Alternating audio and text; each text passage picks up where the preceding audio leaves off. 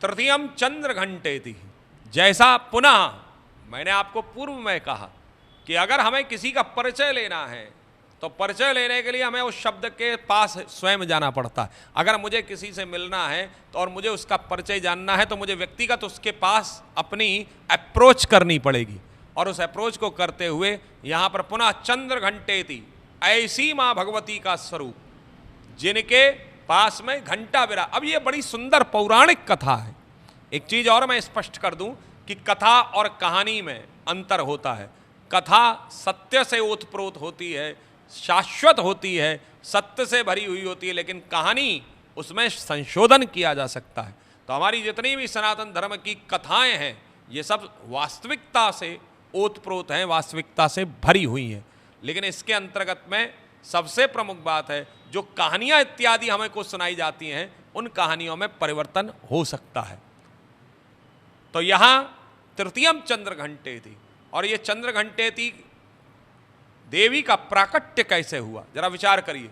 एक समय महिषासुर नाम के दैत्य ने बड़ा आक्रमण किया देवताओं के ऊपर, और देवता लोग भयभीत होकर के भगवान ब्रह्मा, भगवान नारायण और भगवान शिव की, जहां पर ये तीनों देवता विराजमान थे, इनकी शरण में गए।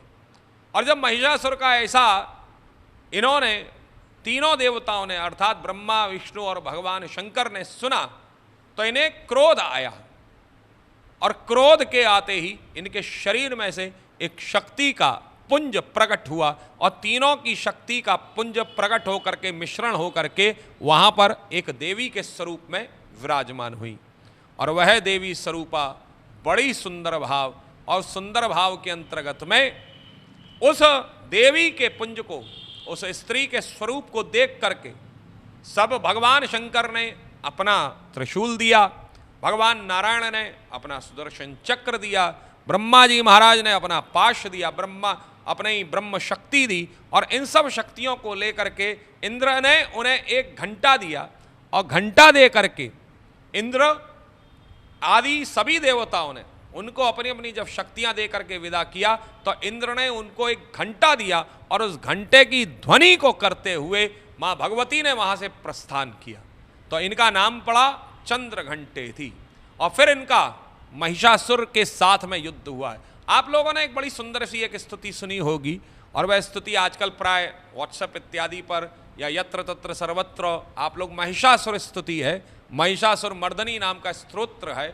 उस स्तोत्र के अंतर्गत में आप लोग इसका बड़ा सुंदर पाठ भी कर आप लोगों ने सुना होगा। इस पाठ में मुख्यतया देवी ने युद्ध नहीं किया है।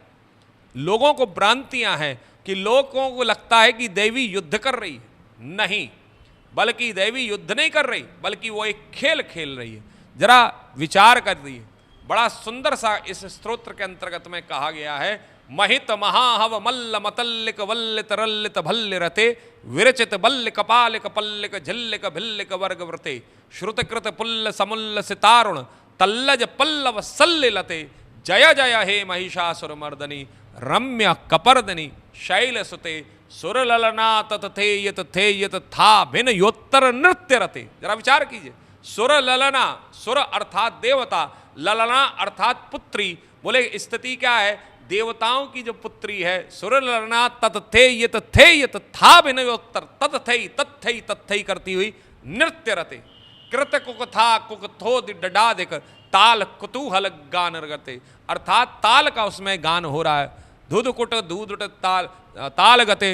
बड़ा सुंदर सा भाव आता है, और उस भाव के अंतर्गत में वहां पर मां भगवती युद्ध नहीं कर रही, बल्कि मां भगवती, सबसे प्रमुख बात है कि मां भगवती अपने बच्चे के साथ खेल रही। और इसका मैं आपको, मां भगवती देखिए कितना सुंदर भाव है कि बच्चे के साथ खेल रही। आप लोग विचार करिए, आपने कभी महिषासुर मर्दनी का आपने दर्शन किया हो तो उस महिषासुर मर्दनी का आप जब दर्शन करेंगे तो महिषासुर नाम का वह असुर मां भगवती के चरणों में बैठा हुआ है। अब थोड़ा सा विचार आप रखिए, देखिए मां का कितना बड़ा कृपा है।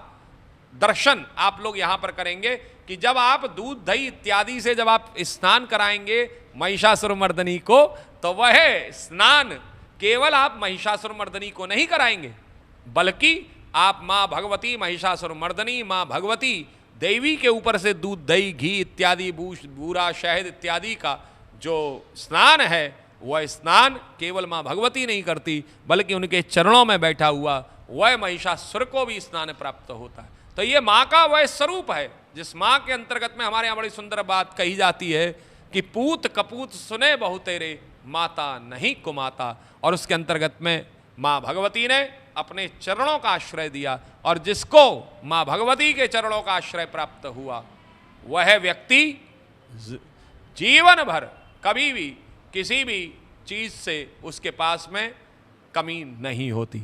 ऐसी चंद्र घंटेती माँ भगवती का स्वरूप, जो कि महिषासुर मर्दिनी को समाप्त करने वाला स्वरूप भी कहा गया है, ऐसी माँ भगवती को हम प्रणाम करते हैं।